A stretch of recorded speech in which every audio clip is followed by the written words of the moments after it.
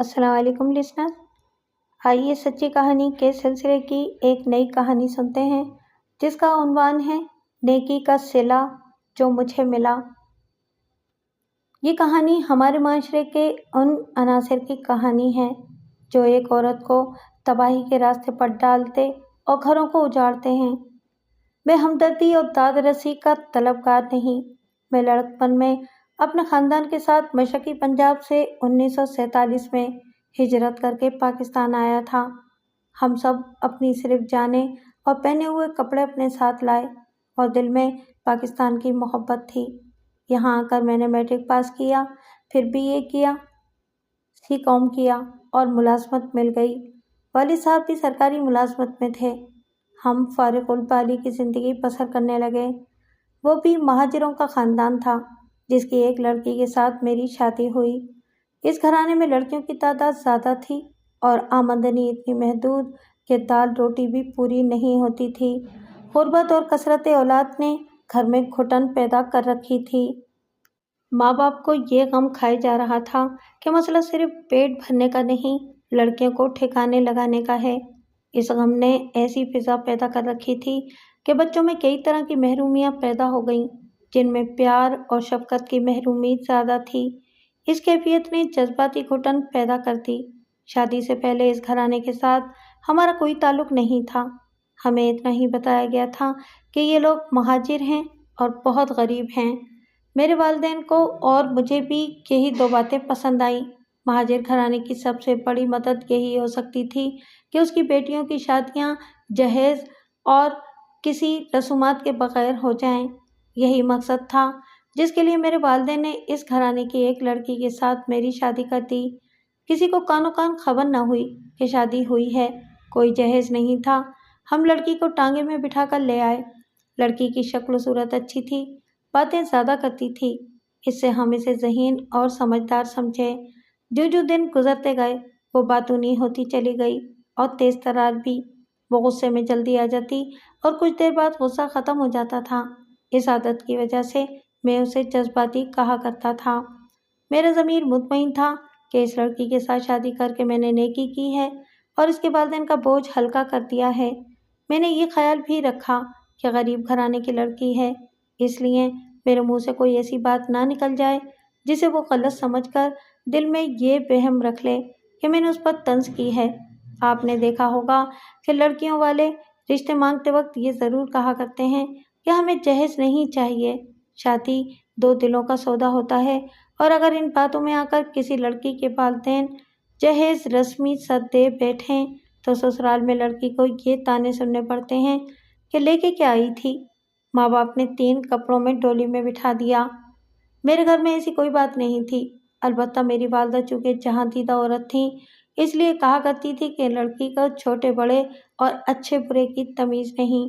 ज़बान दराज है। मैंने तवज्जो न दी। मुझे तवक्को थी कि चूँकि ये घुटे हुए माहौल की पैदावार है, इसलिए हमारे माहौल को समझ नहीं सकती कि किसके साथ किस तरह बात करनी है। आहिस्ता आहिस्ता समझ जाएगी। वालिदैन अपने शादीशुदा बेटों को अपने साथ ही रखने की कोशिश करते हैं, लेकिन मुझे वालिद साहब ने कहा कि मैं अपने महकमे से कर्ज लेकर कहीं प्लाट ले लूं और अपना मकान बना लूं। चुनाचे मैंने कुछ कर्ज लिया और एक प्लाट मिल गया। इस पर मैंने एक कमरा खड़ा करके 4 दीवारी बना ली और बीवी को लेकर इसमें रहने लगा। उस वक्त तक मैं 3 बच्चों का बाप बन चुका था। मेरी बीवी ने अड़ोस पड़ोस में राह रस्म पैदा कर ली। मेरे साथ उसका सलूक अच्छा रहा। मैंने ये ज़रूर महसूस किया कि वो पड़ोसनों के यहाँ जाकर गपशप लगाने में ज़्यादा दिलचस्पी लेती थी। बच्चों में उसकी इतनी दिलचस्पी नहीं थी जितनी माँ को हुआ करती है। वो शायद घर की 4 दीवारी और बच्चों को कैद खाना और जंजीरें समझती थी, लेकिन मैंने कभी शिकायत न की क्योंकि मैंने कभी तकलीफ़ महसूस नहीं की थी। एक रोज़ उसने मुझे कहा कि यहाँ एक बूढ़ा रहता है जो मेरे महकमे में मुलाजिम है। उसके बेटे की इसी इलाके में दुकान है। बूढ़ा बीमार है और वो चाहता है कि नौकरी छोड़ दे। इस तरह उसे कुछ पैसे मिल जाएंगे जो वो बेटे की दुकान में लगाएगा। मैं चूँकि इसी महकमे में था, इसलिए बीवी ने मुझे कहा कि मैं इस बात आदमी की मदद करूं और उसे महकमे से रकम जल्दी दिला दूं। मैंने बीवी से कहा कि मैं उस शख्स को नहीं जानता, उसे कहना कि मुझे मिल ले। एक रोज़ वो आ गया। میں نے اس کا کام کرا دیا۔ اس کی عمر تقریباً 60 سال تھی۔ اس کے دکاندار بیٹے کی عمر 40 سال تھی اور اس کے 7-8 بچے تھے۔ اس طرح اس دکاندار کے ساتھ میرا تعلق پیدا ہو گیا۔ میں اس کا نام نہیں لکھوں گا، اسے دکاندار ہی کہوں گا۔ لیکن یہ شخص دکاندار کم ہی تھا، وہ پنچ تھا اور خاصی اہمیت کا حامل۔ اس اہمیت کا نشان پیپلز پارٹی کا جھنڈا تھا جو اس کی دکان پر لہراتا رہتا تھا۔ پارٹی کی عہدیداری کی وجہ سے پولیس اور محلے میں اس کا اثر و رسوخ چلتا تھا۔ یہاں میں یہ بات صاف کرنا چاہتا ہوں کہ سیاسی پارٹی بازی سے مجھے کوئی دلچسپی نہیں، نہ میں پیپلز پارٹی کے خلاف یا کسی پارٹی کے حق میں کوئی بات کہنا چاہتا ہوں۔ ملک میں جو بھی پارٹی برسر اقتدار آئی، اس کے کارندوں نے اسی طرح گلی محلے میں حکومت کی، جس طرح پیپلز پارٹی کے دور میں ہوتا رہا ہے۔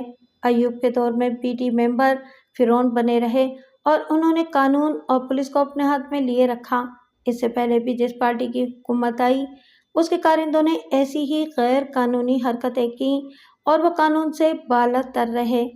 میں جس وقت کی بات سنا رہا ہوں، یہ پیپلز پارٹی کی بادشاہی کا وقت تھا اور یہ دکاندار ان لوگوں میں سے تھا جو اس بادشاہی کے کل پرزے تھے۔ یہ شخص شیریں زبان تھا، آپ چرب زبان کہہ لیں، باتوں سے دل موہ لیتا تھا۔ ایک روز اس نے مجھے کہا کہ ایک محلہ کمیٹی بنانی چاہیے جو ساری آبادی کے مسائل حل کرے اور حکومت کے سامنے آبادی کی نمائندگی کرے۔ مجھ میں خلوص اور سادگی ہے اور یہی میری 2 کمزوریاں ہیں۔ میں نے اس دکاندار کی تجویز کو بہت پسند کیا۔ میں تو پہلے ہی اس کا قائل تھا کہ ہر محلے میں ایک کمیٹی بن جائے تو ہمارے بہت سے مسائل، تنازع اور گھریلو جھگڑے مل بیٹھ کر ختم کیے جا سکتے ہیں۔ ہم نے پہلا اجلاس ایک اور آدمی کی بیٹھک میں کیا اور محلے کمیٹی کی تشکیل ہو گئی۔ تمام ممبروں کے ذمے مستقل طور پر چندے کی پابندی لگائی گئی۔ یہ دکاندار خزانچی بن گیا اور مجھے بھی عہدیداروں میں شامل کر لیا گیا۔ اس سلسلے میں اس دکاندار کے ساتھ میل ملاقات زیادہ ہو گئی۔ محلہ کمیٹی میں چندہ آنے لگا جو اس شخص کے ہاتھوں خرچ ہوتا تھا۔ 1-2 واقعہ سے میں سمجھ گیا کہ یہ شخص دیانتدار نہیں اور بہت چالاک آدمی ہے، لیکن اس کی زبان کا جادو ایسا تھا کہ میں اس سے متاثر بھی تھا۔ میری بیوی کا اس کے گھر آنا جانا زیادہ تھا۔ میں نے اپنے ایک کمرے کے مکان کو وسعت دینے کے لیے محکمے سے مزید قرض کی درخواست کی۔ محکمے نے 15,000 روپے کا قرض برائے تعمیر مکان منظور کر دیا۔ اس کی پہلی قسط 5,000 روپے مجھے ملی تو میری بیوی نے کہا کہ میں یہ رقم اس کے نام جمع کرا دوں۔ میں نے اسے کہا کہ یہ رقم اس کے نام جمع ہو یا میرے نام، اس سے کیا فرق پڑتا ہے، یہ مکان پر خرچ ہوگی۔ بیوی کہنے لگی کہ میں یہ رقم اس کے باپ کو دے دوں اور اسے کہوں کہ تعمیر کا سامان وہ خریدا کرے اور تعمیر کی نگرانی بھی کرے۔ میں نے یہ تجویز اس لیے مان لی کہ میرے پاس ان کاموں کے لیے وقت نہیں تھا اور تجربہ بھی نہیں تھا۔ میں نے اس کے باپ کے ساتھ بات کی تو اس نے کہا کہ ہم دونوں اکٹھے بازار چلا کریں گے۔ مجھے قرض کی پوری رقم مل گئی اور مکان کی تعمیر شروع ہو گئی۔ میرا سسر سامان کی خریداری اور تعمیر کی نگرانی کرتا تھا۔ وہ جتنے پیسے مانگتا میں چیک کاٹ دیتا تھا۔ اس دوران میری بیوی میری ماں کے پاس گئی۔ میرے ماں باپ اپنے مکان میں رہتے تھے۔ میری بیوی نے میری ماں سے شکایت کی کہ اسے محلے کی 2-3 عورتوں نے گالیاں دی ہیں۔ ماں فوراً آئی، ان عورتوں سے ملی۔ عورتوں نے میری ماں کو بتایا کہ تمہاری بہو آوارہ ہوتی جا رہی ہے۔ ان عورتوں نے اسی دکاندار کا نام لیا جس کا میں ذکر کر چکا ہوں۔ انہوں نے میری ماں سے کہا کہ تمہاری بہو اسی کے گھر میں گھسی رہتی ہے اور یہ لوگ اچھے نہیں۔ بیوی نے مجھے بتایا کہ یہ عورتیں اس لیے اسے گالی دیتی ہیں کہ کبھی نمک مانگنے آ جاتی ہیں، کبھی کچھ جیسے ان کے گھر میں کچھ ہے ہی نہیں۔ اب میں انہیں صاف جواب دیتی ہوں، اس لیے میرے خلاف ہو گئی ہیں۔ میری ماں نے مجھے بتایا کہ میری بیوی اس دکاندار کے گھر بیٹھی رہتی ہے۔ میں نے بیوی سے کہا کہ وہ کسی عورت سے تعلق نہ رکھے اور دکاندار کے گھر نہ جایا کرے۔ بیوی مان گئی، لیکن دکاندار کے گھر کے متعلق اس نے کہا کہ ان کے گھر ایک شادی ہونے والی ہے اور وہ ان کے کپڑے سی رہی ہے۔ 2-3 دنوں کی بات ہے، پھر وہ وہاں نہیں جایا کرے گی۔ میں نے دکاندار کی بیوی سے کہا کہ وہ کپڑے کسی اور سے سلوا لیں، میری بیوی کو اتنی دیر اپنے گھر میں نہ رکھا کریں۔ اس نے جواب دیا کہ جن عورتوں نے میری بیوی کو بدنام کیا ہے ان کے دلوں میں ناراضگی کچھ اور ہے۔ عورتوں نے چند سو روپوں کی کمیٹی ڈال رکھی تھی جو کسی وجہ سے ٹوٹ گئی تھی۔ اس پر ان عورتوں کے ساتھ جھگڑا ہو گیا تھا، لہٰذا وہ انتقاماً میری بیوی کو بدنام کرتی پھر رہی تھیں۔ بہرحال میں نے اسے عورتوں کا کوئی عام سا جھگڑا سمجھ کر نظر انداز کر دیا۔ مجھے اچانک دل کی تکلیف ہو گئی۔ محکمے نے مجھے ہسپتال میں داخل کر دیا۔ مکان کی تعمیر جاری تھی جس کی نگرانی میرا سسر کرتا رہا۔ وہ ہسپتال میں آ کر مجھ سے چیک لکھوا کر لے جاتا تھا۔ میری بیماری لمبی ہوتی گئی۔ یہ دکاندار مجھے ہسپتال دیکھنے آیا کرتا، بلکہ اس نے ہر صبح میرے لیے ناشتہ لانے کی پیشکش کی۔ میں نے اپنے ایک بھتیجے سے کہا کہ وہ رات میرے گھر سویا کرے۔ بھتیجے نے مجھے بتایا کہ میری بیوی گھر کم ہی رہتی ہے اور رات کو دیر سے گھر آتی ہے۔ میرے بچے چھوٹے تھے۔ پتہ چلا کہ میری بیوی ان کی طرف توجہ نہیں دیتی۔ بھتیجا 2 راتیں میرے کہنے پر میرے گھر سویا تھا۔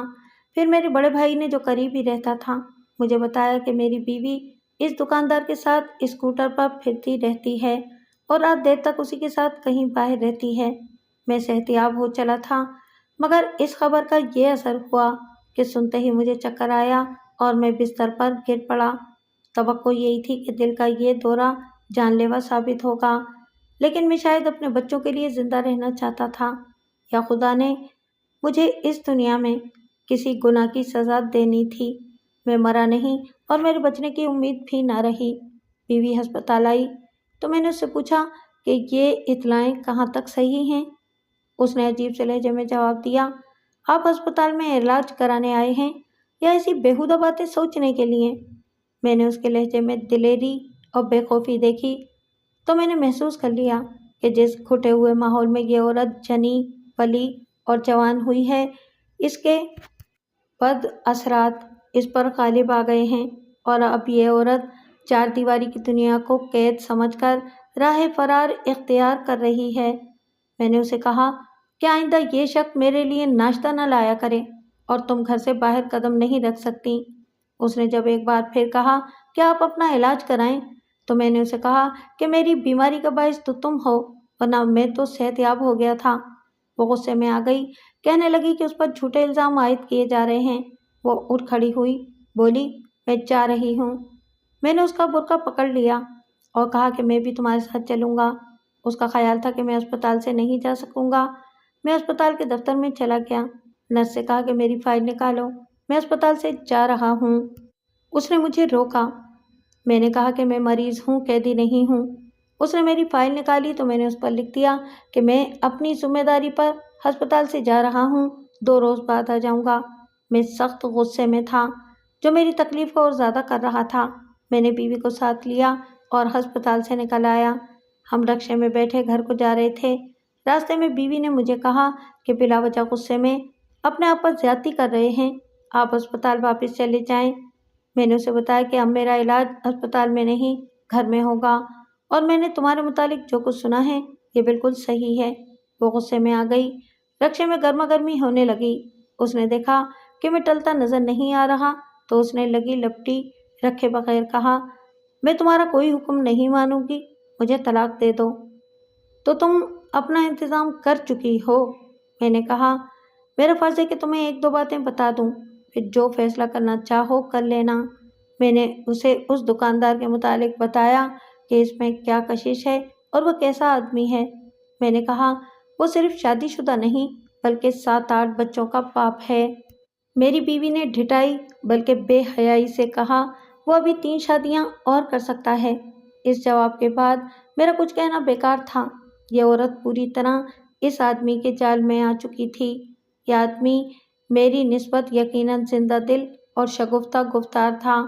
میں اب سادگی کے علاوہ دل کے مرض کا مریض ہو چکا تھا۔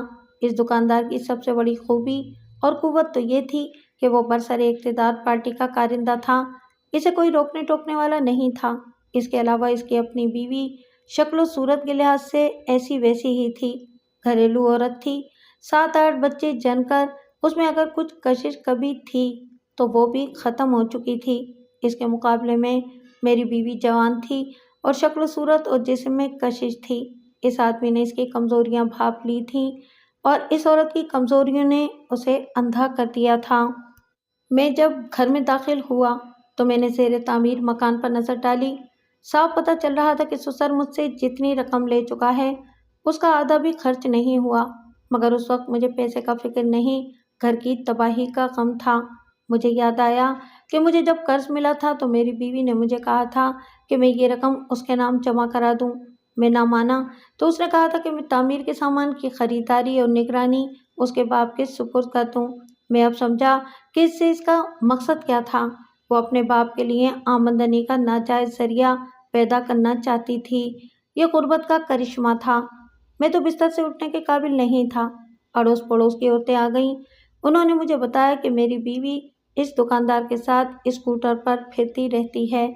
یہ خبر اب میرے لیے کوئی نئی نہیں تھی۔ یہ عورتیں جلتی پر تیل ڈال کر تماشا دیکھ رہی تھیں۔ ان میں اور ان کے گھروں کے مردوں میں اتنی جرأت نہیں تھی کہ وہ اس آدمی کو لعنت ملامت کرتے۔ اس سے سب ڈرتے تھے کیونکہ وہ حکمران گروہ کا آدمی تھا۔ کسی کو رحم نہ آیا کہ میں دل کا مریض ہوں۔ عورتیں میرے پاس آتیں اور مجھے بھڑکا کر چلی جاتیں۔ میں نے اپنی بڑی بچی کو، جس کی عمر 13 سال تھی، دیکھا۔ اس کا منہ سوجا ہوا تھا۔ میں نے اس سے پوچھا کہ اسے کیا ہوا ہے۔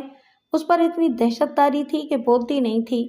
بیوی نے کہا کہ اس نے اسے مارا تھا کیونکہ یہ گھر کا کام کاج نہیں کرتی۔ میں نے بیوی سے کہا کہ تم نے اسے اتنا مارا ہے کہ اس کا تو چہرہ ہی سوج گیا ہے۔ بیوی ادھر ادھر ہوئی تو میری اس بچی سے چھوٹی بچی نے مجھے بتایا کہ میں جب اسپتال میں تھا تو میری بیوی رات بہت دیر تک باہر رہتی تھی۔ بچوں کی اسے کوئی پرواہ نہیں تھی۔ ایک رات وہ باہر سے آئی تو میری بڑی بچی نے اسے غصے سے کہا کہ وہ گھر کیوں نہیں ٹھہرتی۔ میری بیوی نے بچی کو ظالموں کی طرح پیٹا اور منہ پر اتنے گھوسے مارے کہ بچی کا چہرہ سوج گیا۔ آپ اندازہ کر سکتے ہیں کہ میرے بچوں پر ماں کے ظلم و تشدد کا کیا اثر پڑا ہوگا۔ میری ماں کو اطلاع ملی کہ میں اسپتال سے آ گیا ہوں تو وہ آ گئی۔ اس وقت میری بیوی مجھے بتائے بغیر کہیں چلی گئی تھی۔ میری ماں آئی تو کچھ وقت بعد میری بیوی بھی آ گئی۔ ماں نے اسے کہا کہ تمہارا خاوند بیمار ہے اور تم باہر سیر کرتی پھر رہی ہو۔ میری بیوی نے جواب دیا، یہ کون ہے؟ میں اسے اپنا خاوند مانتی ہی نہیں۔ اس پر ان دونوں میں گالی گلوچ ہوتی رہی۔ ماں غصے سے اٹھی اور اپنے گھر کو جانے لگی۔ مجھ میں اٹھنے کی ہمت نہیں تھی، پھر بھی میں اٹھا اور ماں سے کہا کہ میں اس گھر میں نہیں رہوں گا۔ بیوی نے مجھے نہ روکا، ماں نے روکا اور کہا کہ میں اس حالت میں نہ اٹھوں۔ میں نے اس کی ایک نہ سنی اور اس کے ساتھ چلا گیا۔ رات ماں کے گھر گزاری۔ صبح اس امید پر اپنے گھر آ گیا کہ بیوی کا غصہ اتر چکا ہوگا اور اس کے ساتھ صلح صفائی ہو جائے گی۔ بیوی نے مجھے ناشتہ دیا۔ اتنے میں دروازے پر دستک ہوئی۔ میری بیوی نے جا کر دروازہ کھولا۔ میں کمرے میں تھا۔ بیوی دروازہ بند کر کے آئی۔ میں نے بچی سے پوچھا کہ کون آیا تھا۔ بچی نے بتایا کہ وہی دکاندار آیا تھا۔ وہ میری بیوی سے کچھ کہہ کر چلا گیا۔ اپنی بیوی کو میں نے دیکھا، جلدی جلدی برقع پہن کر باہر جانے لگی۔ میں نے اس کا برقع پکڑ لیا اور کہا کہ میں اسے باہر نہیں جانے دوں گا۔ اس نے کہا کہ میں اپنی مرضی کروں گی، میں آزاد ہوں، اور وہ چلی گئی۔ اس کی بڑی بہن قریب ہی رہتی تھی۔ میں بڑی مشکل سے اٹھا اور اسے جا کے بتایا۔ وہ غصے میں میرے گھر آئی۔ میری بیوی جب واپس آئی تو بڑی بہن نے اسے برا بھلا کہا۔ میری بیوی اس قدر دلیر ہو چکی تھی کہ اس نے اپنی بڑی بہن کی چٹیاں پکڑ لی اور دونوں بہنوں میں مار کٹائی ہوئی۔ میری بیوی کی خالہ کو پتہ چلا تو اس نے آ کر اسے لعن طعن کی۔ پھر میرا سسر آیا۔ میں نے اسے ساری واردات سنائی تو وہ مجھ پر برس پڑا کہ میں اس کی بیٹی کو بدنام اور پریشان کر رہا ہوں۔ اس نے غصے سے کہا کہ ان عورتوں کو بلاؤ جو میری بیوی کے خلاف باتیں کرتی ہیں۔ میں نے ایک عورت کو بلوا لیا۔ اس نے میرے سسر کو بتایا کہ اس کی بیٹی کس حد تک جا پہنچی ہے۔ پھر ایک اور عورت آ گئی۔ اس نے بھی میرے سسر کو یہی کہانیاں سنائیں۔ اس پر اوس پڑ گئی۔ میں نے کہا کہ وہ اپنی بیٹی کو بچوں سمیت اپنے گھر لے جائے، میں پورا خرچ ادا کرتا رہوں گا۔ اس وقت گھر میں جو پیسے ہیں اور جو آٹا، دانہ اور چینی وغیرہ ہے وہ بھی لے جائے۔ میں بیمار ہوں، مجھے سکون سے علاج کرانے دیں۔ سسر یہ کہہ کر چلا گیا کہ کل آ کر لے جاؤں گا، مگر وہ دوسرے دن اسے لینے نہ آیا۔ مجھے معلوم ہوا کہ میری بیوی کے ایک بھائی نے اس تجویز کی مخالفت کی تھی۔ اس نے کہا تھا کہ اس طرح تو وہ بدنام ہو جائیں گے۔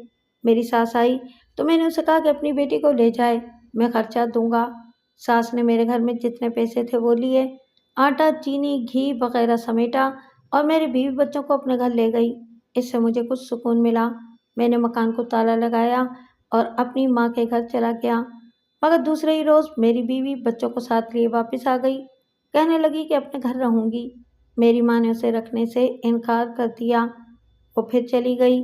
اب اس کی ایک بہن کا خامند اسے میرے پاس لایا اور اس نے کہا کہ اب یہ کوئی ایسی ویسی حرکت نہیں کرے گی۔ میں اسے اپنے گھر لے گیا۔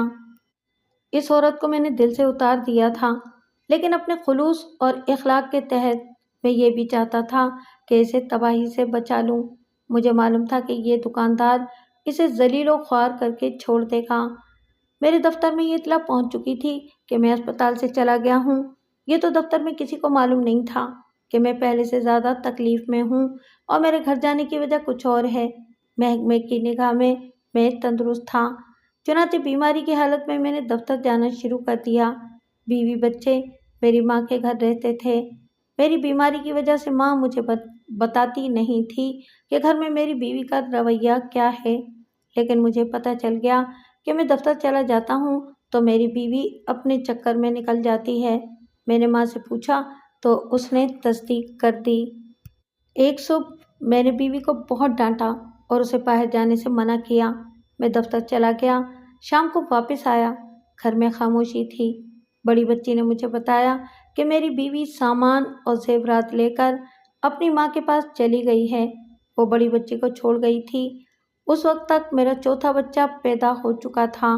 میں ساس کے گھر گیا اور اسے کہا کہ میری بیوی بچوں کو لے کر یہاں آ گئی ہے۔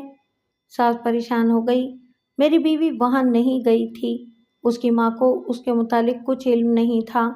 میں سمجھ گیا کہ وہ ہمیشہ کے لیے چلی گئی ہے اور دکاندار کے ساتھ گئی ہے۔ میں اس کے گھر گیا تو وہاں اس کا باپ ملا۔ اس سے بات کی تو اس نے مجھے ڈانٹ دیا، کہنے لگا کہ اس کا اور اس کے بیٹے کا میری بیوی کے ساتھ کوئی تعلق نہیں۔ دکاندار کی بیوی سادہ عورت تھی، وہ اپنے خامند کا کچھ نہیں بگاڑ سکتی تھی۔ خاموشی سے گھر بیٹھی آنسو بہا رہی تھی۔ اب یہ کیس پولیس کا تھا۔ میں نے تھانے رپورٹ درج کرانے کا ارادہ کیا، لیکن اس سے پہلے محلے داروں کے ساتھ بات کرنا مناسب سمجھا۔ ہم نے جو محلہ کمیٹی بنائی تھی وہ کبھی کی ختم ہو چکی تھی۔ میں نے محلے کے معززین سے کہا، مجھے بیوی کی ضرورت نہیں، مجھے بچے اور سامان واپس دلا دیں۔ انصاف کا تقاضا یہی تھا کہ محلے والے میرا ساتھ دیتے اور میرے ساتھ تھانے چلتے۔ وہ دیکھ رہے تھے کہ میرے گھر کو ایک آدمی کس دلیری سے اجاڑ رہا ہے اور میری بیوی بمیں سامان اور زیورات اس کے قبضے میں ہے۔ اس کی بجائے ان معززین نے مجھے کہا کہ پولیس کے پاس نہ جانا، ہم شام کو فیصلہ کریں گے۔ یہ لوگ میرے بچے لے آئے، میرا سامان اور زیورات نہ ملے۔ دھاندلی کی انتہا دیکھیے کہ دکاندار نے پیغام بھیجا کہ اپنی بیوی کو طلاق دے دو، اس کے عوض تمہیں سامان مل جائے گا۔ میں بہت پریشان ہوا، میں بالکل بے بس تھا۔ 10-12 روز بعد میرے دفتر میں ایک اجنبی عورت آئی۔ کچھ دیر بعد ایک اور آدمی آ گیا جس نے اپنے آپ کو اس عورت کا خامند بتایا۔ اس عورت نے مجھے کہا کہ میری بیوی اس کی کرایہ دار ہے اور کیا میں اپنی بیوی کو رکھنا چاہتا ہوں۔ میں نے اس سے پوچھا کہ یہ میری بیوی سے پوچھو کہ وہ میرے پاس رہنا چاہتی ہے یا نہیں۔ اس عورت نے کہا کہ وہ میرے پاس نہیں آنا چاہتی، بہتر ہے کہ طلاق دے دو۔ میں نے اسے کہا کہ اسے کہو کہ وہ طلاق مانگے۔ میں ان دونوں کو اپنی ماں کے پاس لے آیا۔ بات چیت اس نتیجے پر پہنچی کہ میرا دودھ پیتا بچہ جو ابھی تک میری بیوی کے پاس تھا اور سامان مجھے واپس مل جائے۔ اس عورت نے کہا کہ وہ میرا مطالبہ پورا کر دیں گے، مگر وہ اگلے روز صرف بچہ لے آئے اور بتایا کہ سامان وہ خود پہنچا دیں گے جو آج تک مجھے نہیں ملا۔ میں نے بیوی کو طلاق لکھ دی جو یونین کونسل نے منظور کر لی۔ اس کے بعد میرے 3 بچے غائب کر دیے گئے۔ میں پولیس کے پاس جانے سے ڈرتا تھا۔ بڑی مشکل سے مجھے بچے مل گئے اور اب میرے پاس ہیں۔ بیوی کے متعلق مجھے کچھ علم نہیں کہ کہاں ہیں۔ مجرم کو قانون نہیں پکڑ سکا، لیکن خدا کے قانون نے انہیں نہیں بخشا۔ دکاندار کے ایک بھائی نے مجھے گالیاں اور دھمکیاں دی تھیں۔ آج وہ گھر میں اپاہجوں کی طرح پڑا ہے۔ ایک حادثے میں اس کی ایک ٹانگ ٹوٹ گئی تھی۔ دکاندار کی شادی شدہ بہن کسی کے ساتھ بھاگ گئی اور آج تک لاپتہ ہے۔